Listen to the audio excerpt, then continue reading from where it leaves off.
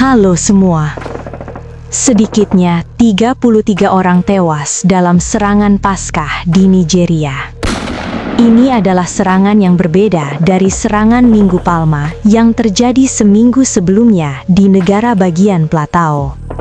Selain 33 orang tewas, banyak yang diculik selama akhir pekan Paskah 2026 di Nigeria Utara.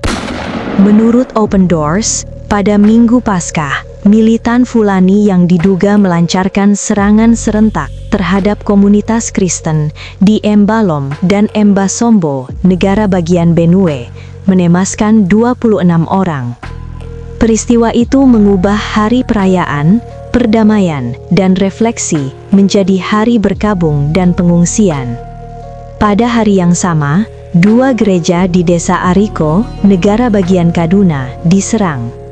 7 orang tewas dan beberapa orang diculik, menurut Caleb Maaji, Ketua Asosiasi Kristen Nigeria atau CAN untuk negara bagian Kaduna, meskipun laporan lain menyebutkan jumlah korban tewas adalah 5 orang.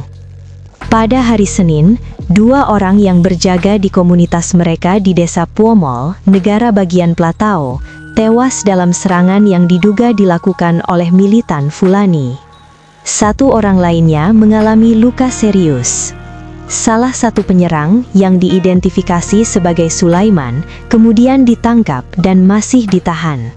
Serangan itu terjadi hanya beberapa hari setelah setidaknya 27 orang tewas ketika orang-orang bersenjata tak dikenal melepaskan tembakan ke arah warga di jalanan Angwan Rukuba, sebuah komunitas yang mayoritas beragama Kristen di kota Jos. Sejak saat itu, ketegangan di Jos tetap tinggi karena video-video yang mengkhawatirkan dan belum terverifikasi menunjukkan bahwa kekerasan lebih lanjut dapat terjadi.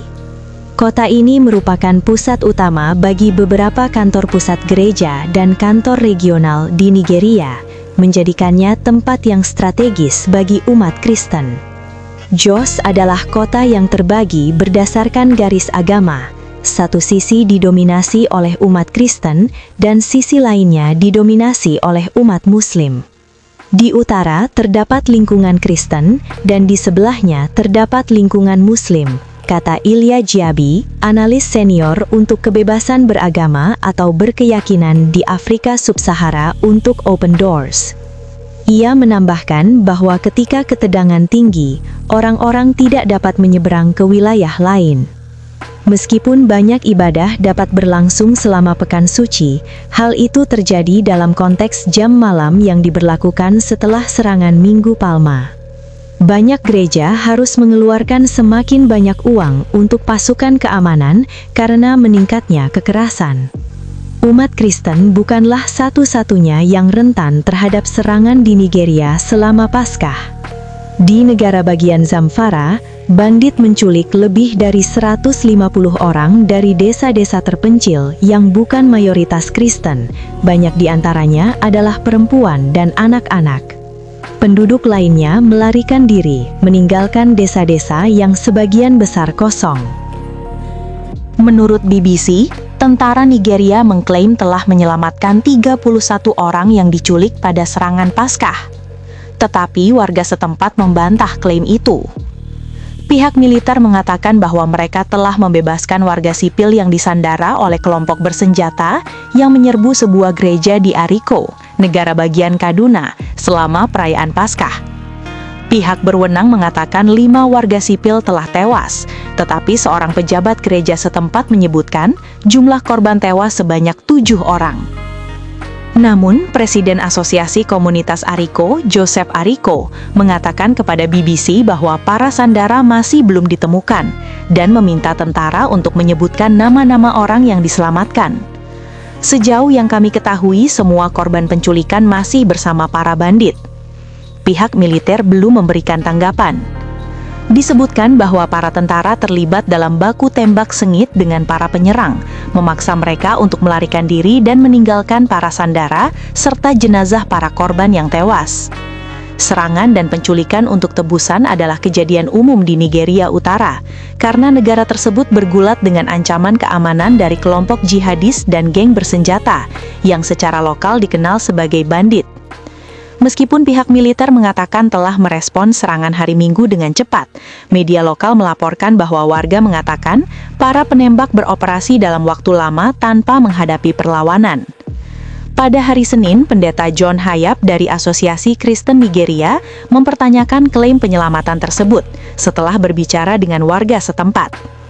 Belum ada yang diselamatkan. Kalaupun diselamatkan, kemana mereka dibawa? Katanya kepada BBC. Akibat baku tembak tersebut, para pejabat mengatakan bahwa teroris yang melarikan diri mengalami korban jiwa yang signifikan, sebagaimana dibuktikan oleh jejak darah di sepanjang rute pelarian mereka. Pasukan juga telah dikerahkan untuk memburu para pemberontak dan memperkuat keamanan. Pihak militer mendesak warga untuk berbagi informasi yang dapat mendukung operasi melawan kelompok-kelompok yang memicu ketidakamanan di seluruh negeri. Dalam insiden terpisah, militer Nigeria menewaskan 65 bandit setelah melakukan serangan di negara bagian Zamfara, lapor kantor berita AFP pada hari Minggu, beberapa hari setelah sekelompok besar bandit menculik penduduk dari desa-desa di negara bagian tersebut. Pada hari Sabtu, polisi telah mengkonfirmasi bahwa telah terjadi penculikan massal di beberapa desa di negara bagian tersebut pada awal pekan ini, dan operasi pencarian telah diluncurkan. Akhir tahun lalu, pemerintahan Presiden AS Donald Trump menyampaikan kekhawatiran tentang perlakuan terhadap umat Kristen di Nigeria dan mendesak pemerintah untuk berbuat lebih banyak guna meningkatkan keamanan dan memperkuat perlindungan bagi komunitas Kristen. Trump sebelumnya mengklaim bahwa terjadi genosida terhadap umat Kristen di Nigeria, sebuah tuduhan yang ditolak keras oleh pemerintah Nigeria, yang mengatakan bahwa Muslim, Kristen, dan orang-orang yang tidak beragama adalah korban dari serangan tersebut. Tindakan penculikan yang sering terjadi di Nigeria ini adalah ajaran Islam yang terdapat dalam Al-Quran. Mari kita baca Al-Quran Surah 47 ayat 4. Maka, apabila kamu bertemu dalam kurung di medan perang dengan orang-orang yang kufur, tebaslah batang leher mereka. Selanjutnya, apabila kamu telah mengalahkan mereka, tawanlah mereka.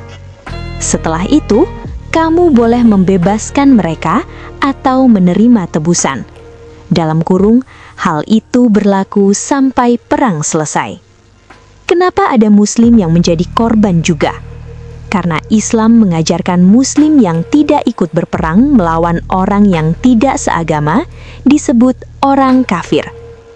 Mari kita baca Al-Quran Surah 3 ayat 167. Dan mengetahui orang-orang yang munafik.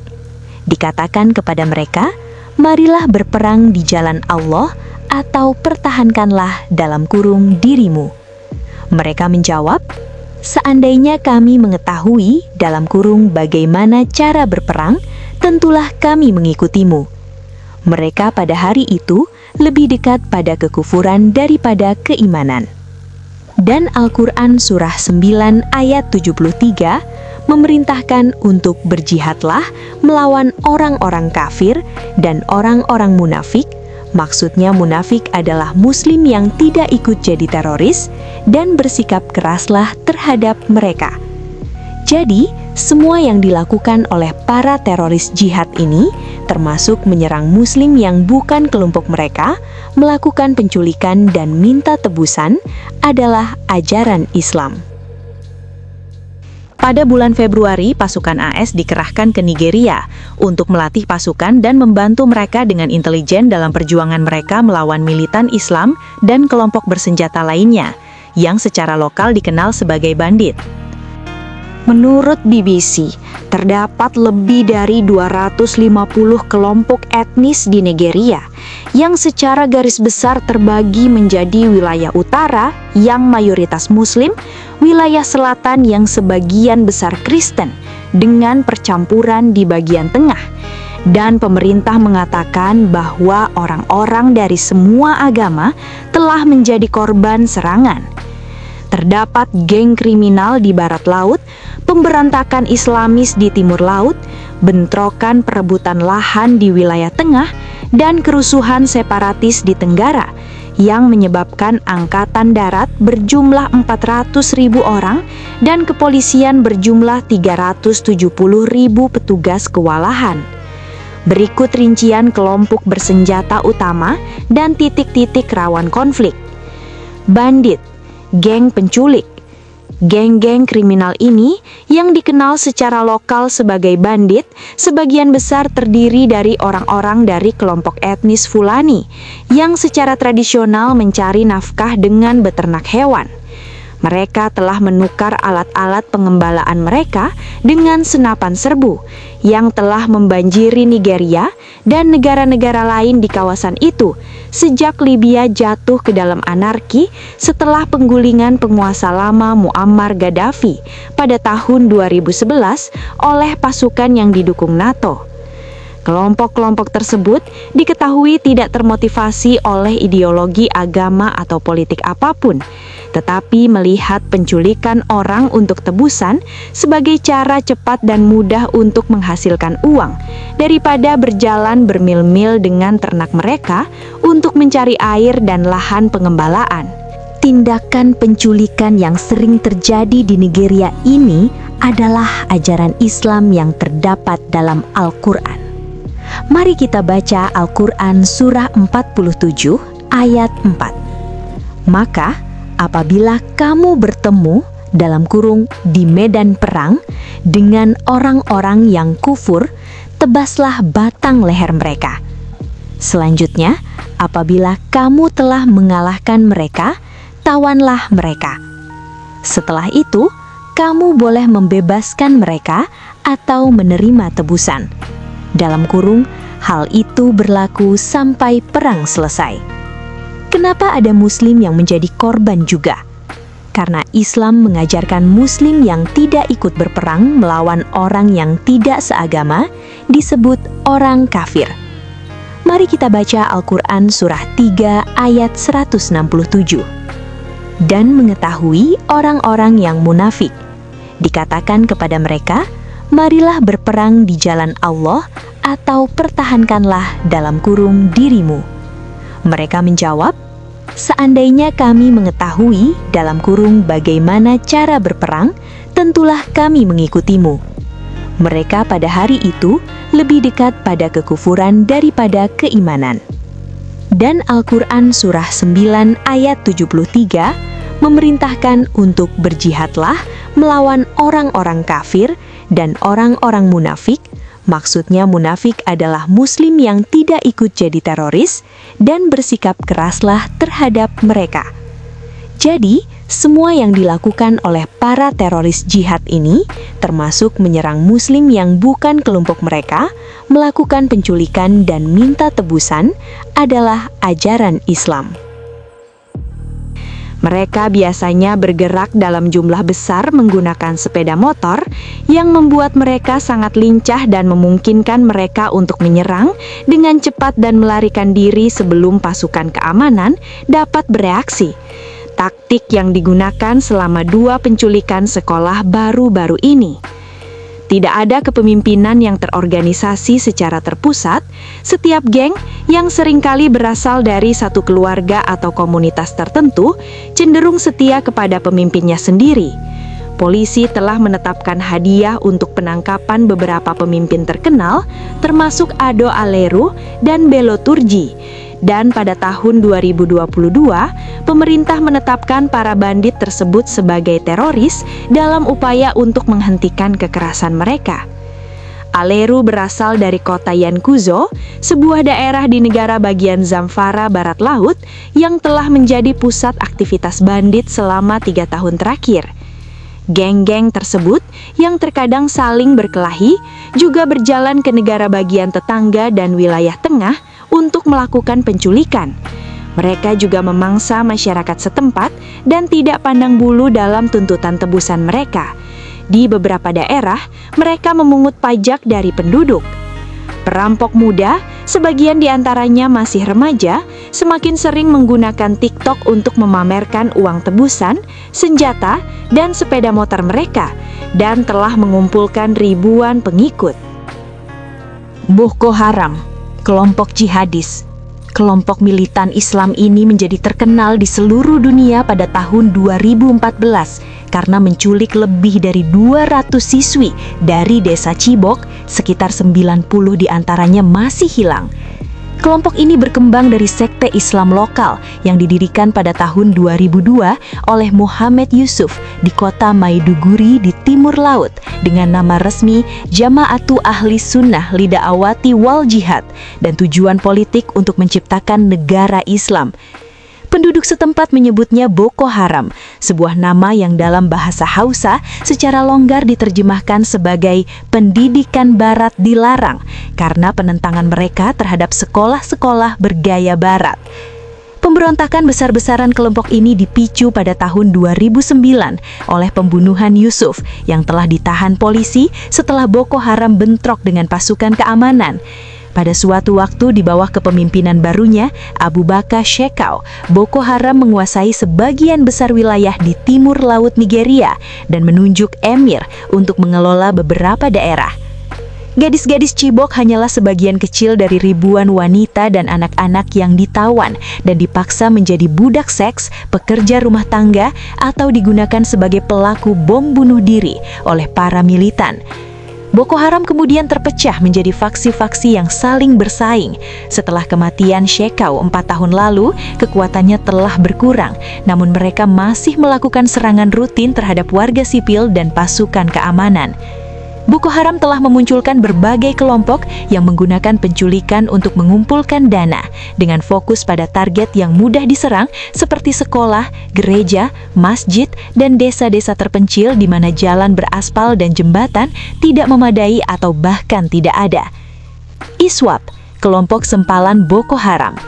Beberapa komandan Boko Haram, termasuk Abu Musab al-Barnawi, yang diyakini sebagai putra pendiri Boko Haram, Muhammad Yusuf, membentuk kelompok yang kemudian dikenal sebagai Negara Islam di Provinsi Afrika Barat, ISWAP, sekitar tahun 2016 karena mereka merasa Abu Bakar Shekau melanggar doktrin Islam dengan membunuh umat Muslim. Boko Haram secara rutin menargetkan pasar dan masjid, seringkali dengan pelaku bom bunuh diri. ISWAP umumnya menghindari menyerang warga sipil Muslim dan berfokus pada target militer dan pemerintah. ISWAP masih terlibat dalam perang wilayah yang penuh kekerasan dengan Boko Haram, dengan laporan bentrokan mematikan antara kedua kelompok di sekitar Danau Chad awal bulan ini. Bahkan, Shekau dikabarkan bunuh diri selama pertempuran dengan ISWAP dengan meledakkan rompi bom bunuh diri. Kelompok tersebut masih aktif dan pekan lalu menewaskan seorang jenderal Nigeria, Brigjen Musa Uba, setelah melakukan penyergapan di negara bagian Borno. Komandan ISWAP, Husseini Ismaila, baru-baru ini dijatuhi hukuman 20 tahun penjara karena berbagai serangan di kota Kano, Nigeria Utara pada tahun 2012. Kelompok jihadis dari timur laut itu awalnya dituduh bertanggung jawab atas serangan terhadap sebuah gereja Katolik di barat daya negara itu pada Juni 2022 yang menewaskan setidaknya 50 jemaah. Namun, jaksa penuntut kini meyakini bahwa pelakunya adalah satu sel yang terkait dengan kelompok jihadis Al-Shabaab Somalia. 5 orang saat ini sedang diadili atas serangan tersebut dan diduga mereka pergi ke Somalia untuk pelatihan. Belum ada kelompok yang mengaku berada di balik 2 penculikan sekolah baru-baru ini di wilayah barat daya Nigeria, tepatnya di negara bagian Kebbi dan Niger. Tetapi pemerintah meyakini bahwa Boko Haram dan ISWAP berada di belakangnya, kata juru bicara Presiden Sande Dar kepada BBC.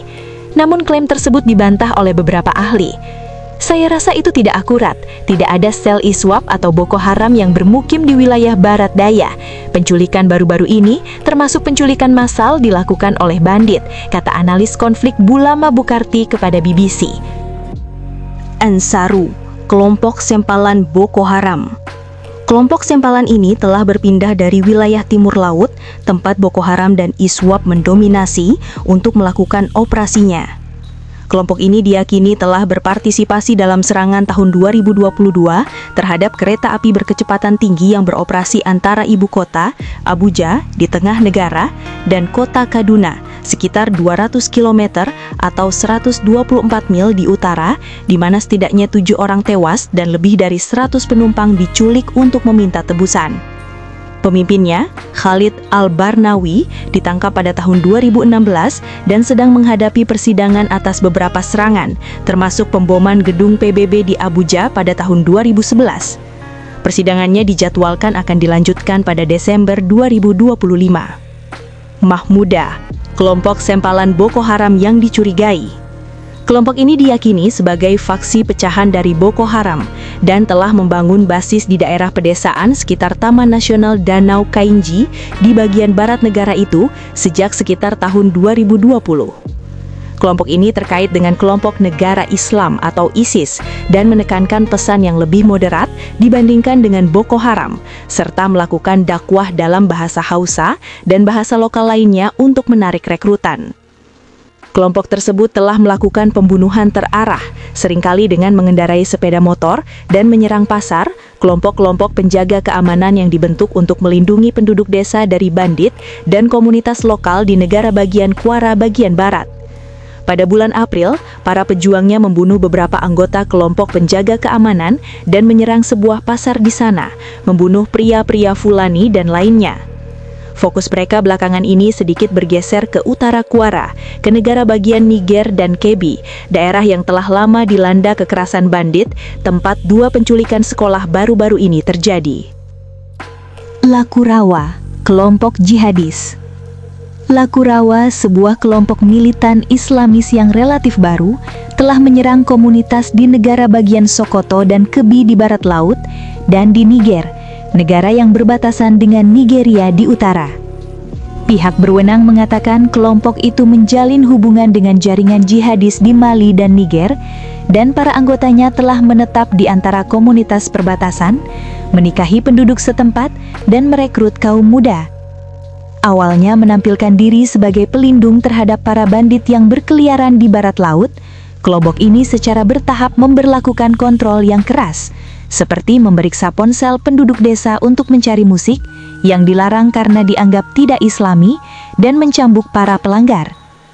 Organisasi itu dinyatakan sebagai organisasi teroris pada tahun 2025 dan dituduh melakukan pencurian ternak, penculikan untuk tebusan, penyanderaan dan menyerang pejabat tinggi pemerintah.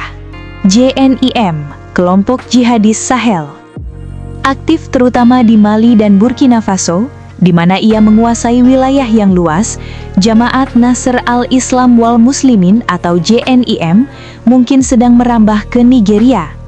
Serangan JNIM yang terkonfirmasi di Benin Utara pada awal tahun 2025 terjadi di dekat perbatasan Nigeria. Pada Oktober 2025, kelompok tersebut mengklaim serangan pertama mereka di dalam Nigeria. Di Kwara, negara bagian yang sama tempat lebih dari 30 jemaah diculik dari sebuah gereja minggu lalu dan yang juga mengalami peningkatan serangan oleh bandit. Jika aktivitas JNIM dikonfirmasi, hal itu akan memperumit situasi yang sudah mengerikan di beberapa bagian negara, di mana Ansaru, Lakurawa, Mahmuda, dan para bandit semuanya aktif. Peternak versus petani, perebutan sumber daya. Konflik berkepanjangan di Nigeria Tengah, yang juga dikenal sebagai Sabuk Tengah, telah menghancurkan komunitas, memicu pengungsian dan penyebaran senjata ringan, karena baik pengembala maupun petani mempersenjatai diri untuk menghadapi siklus serangan balasan yang mematikan.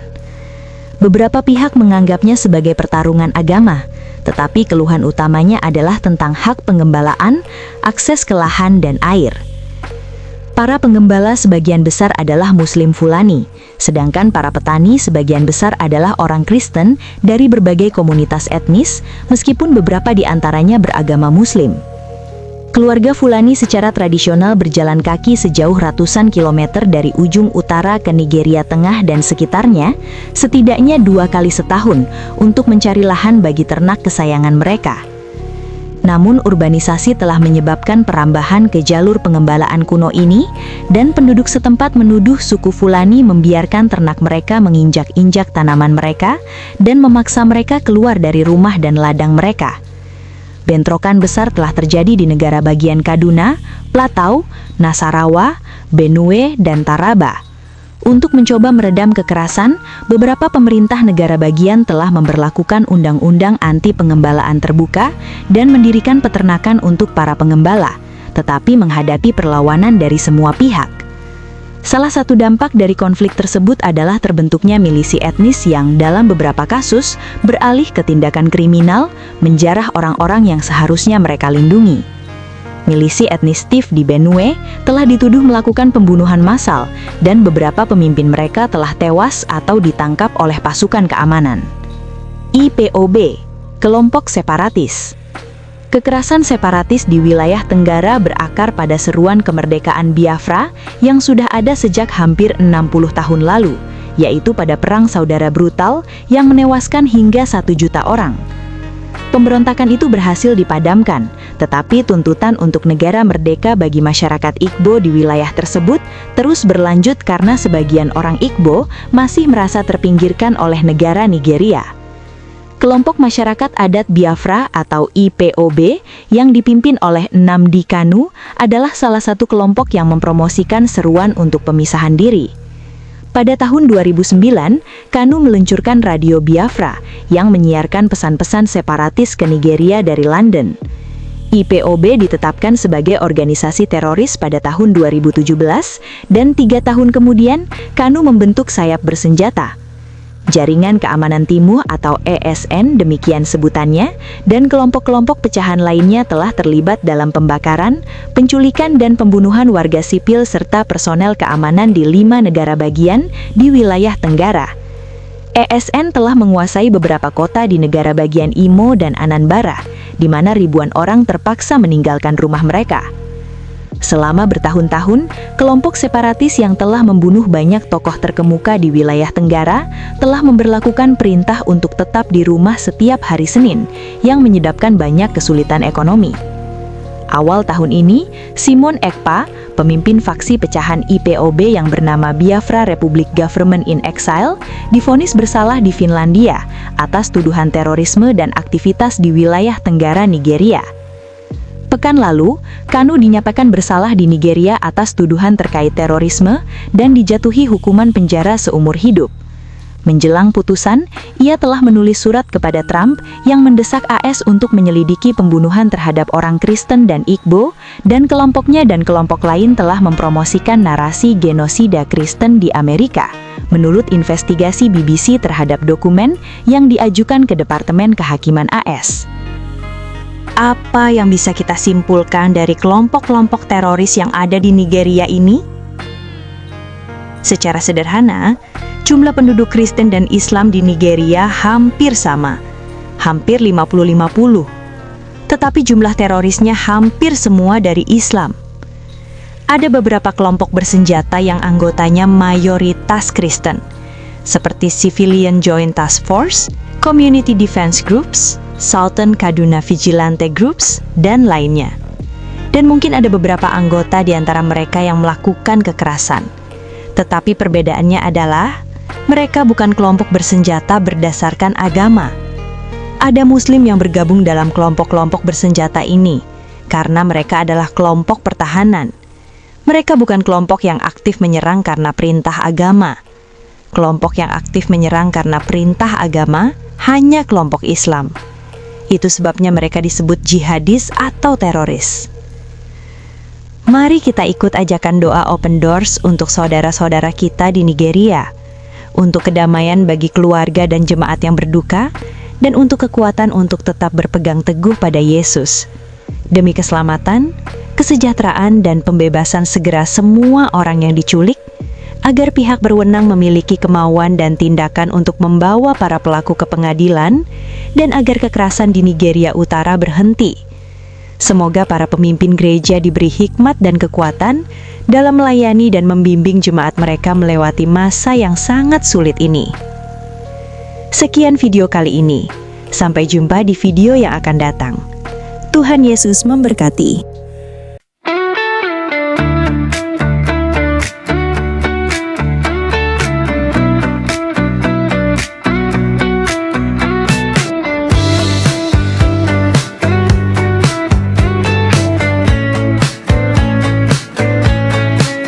Tak ada paksaan dalam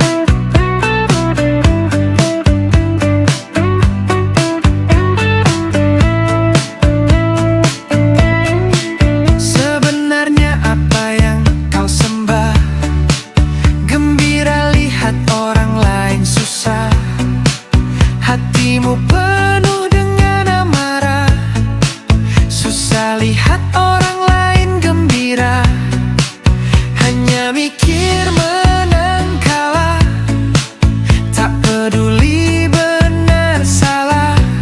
Kamu kira itu ibadah, tapi itu hanya musibah. Ajaran yang salah tak perlu dibela, supaya jangan nanti kau jadi gila. Tak perlu takut ancaman ke neraka, tak perlu tergiur janji-janji surga.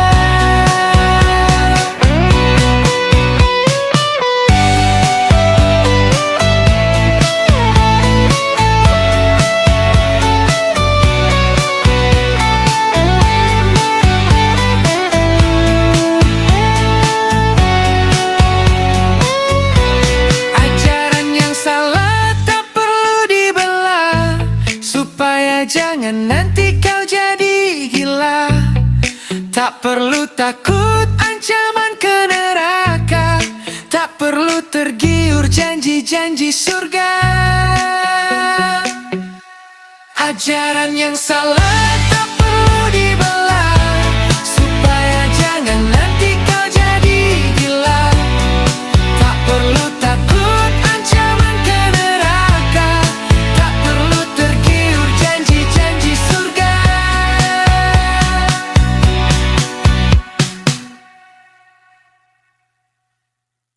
Naikkan gaji, kurangi pekerjaan, tambahkan fasilitas ibadah, perbanyak cuti. Aduh, pusing gue sama orang-orang ini. Kerjanya malas, keterampilannya kurang, tetapi nuntutnya banyak banget. Hai, apakah kamu baik-baik saja? Masalah SDM di perusahaan bikin aku pusing. Pasti masalahnya mereka malas kerja, kemampuan kurang, dan banyak menuntut kan? Loh, kok kamu tahu? Tentu saja. Semua orang tahu sifat mayoritas Indonesia. Jadi solusinya apa? Apakah kamu sudah coba ganti dengan orang-orang Kristen? Orang-orang Kristen emang beda? Tentu saja beda. Orang Kristen cenderung lebih pintar, lebih rajin, dan tidak banyak menuntut. Oh, begitu ya. Tetapi di mana aku bisa mencari karyawan Kristen? Nah, sekarang sudah ada aplikasi Iktus. Kamu bisa dengan mudah mencari orang-orang Kristen yang mau kerja. Wah, aplikasi ini bagus sekali. Mulai sekarang saya akan cari karyawan di Iktus. Nah, buat kamu yang cari kerja, buruan bergabung dengan iktus.com. Kami menunggu kamu di Iktus. Jangan lupa bagikan video ini Dan ajak teman-teman yang lain bergabung di Iktus.